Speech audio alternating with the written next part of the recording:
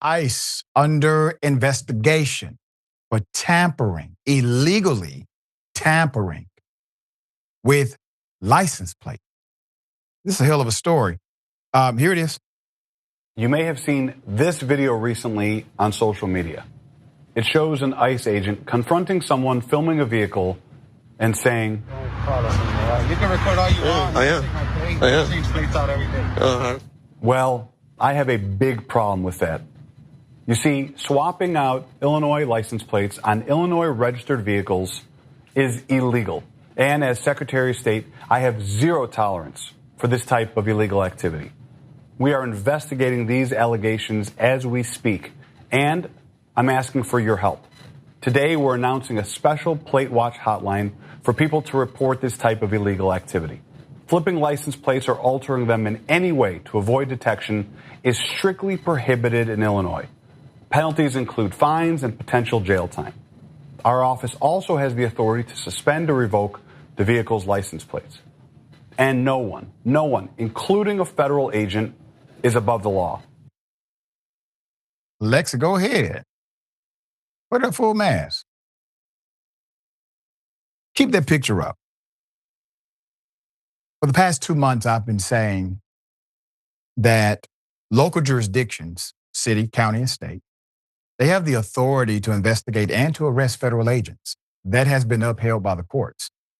Not too long ago, the city of Chicago passed an actual law that said if you do these things, regardless if you work for the federal government or not, if you are a federal officer or not, you will be arrested in Chicago. Now, you have a state, and it happens to be Illinois. And the Secretary of State is warning federal officers because it was discovered that federal agents, ICE, are tampering with their license plates to avoid detection, according to a new report. The Secretary of State happens to be a Democrat, unveiled a new initiative this week called Plate Watch. It's the Plate Watch Hotline, which asks residents to report times when they witness immigration and customs enforcement agents switching out their license plates, The Guardian reported. So under the state law, penalties for displaying an unauthorized license plate, obscuring or modifying license plates in any way, include fines and potential jail time. The Secretary of State's office also said it has the authority to suspend or revoke the vehicle's license plates in such instances, which would basically make the vehicle immobile. Additionally, Illinois registered vehicle must display license plate in both the front and the back of the vehicle. This is the law for everyone. Vehicles registered in other states may only require a rear license plate, and all vehicles driving on the roads in the state must have proper licensing in accordance with laws of their state. This is what the Secretary of State's office says. Earlier this month, a U.S. district judge ordered federal immigration officers in Chicago area to wear body cameras following repeated deployments of pepper balls, smoke grenades, tear gas against protesters, and even the local police themselves. Here's the reality. They don't want any smoke with Chicago PD. They don't have the manpower. Chicago PD, until recently, did not have clear guidance as to engagement with federal officers. Now they do. We shall see what happens.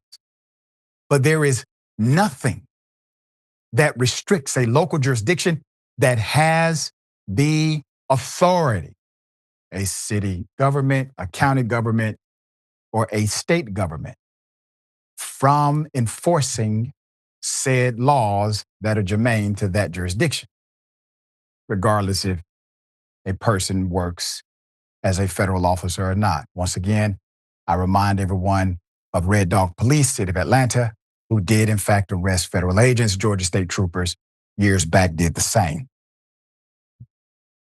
There's more. So ICE agents breaking the law. So this is not the first time Trump's ICE agents have been accused of illegal activity. So a judge in the state recently ruled that ICE agents have to wear these body cams because they were found to be indiscriminately shooting pepper balls and other non-lethal weapons against protesters, according to the report. That means everyday people who were not under arrest nor suspected of a crime should not have been unlawfully accosted by the police.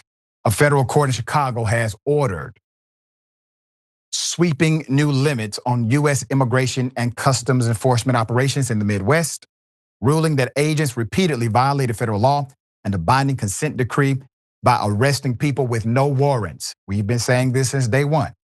The decision, issued October 7th by U.S. District Judge Jeffrey Cummings, extends court oversight of the agency until the 2nd of February 2026 and warns that officers who disregard the order could face contempt or criminal referral.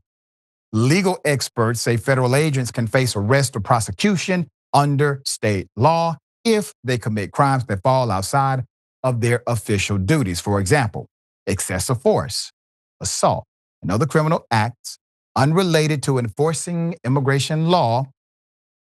In rare cases where state or local authorities have charged a federal officer, courts first decide whether the conduct was part of their federal duties. If it was, the officer is typically protected by federal immunity under the Supremacy Clause.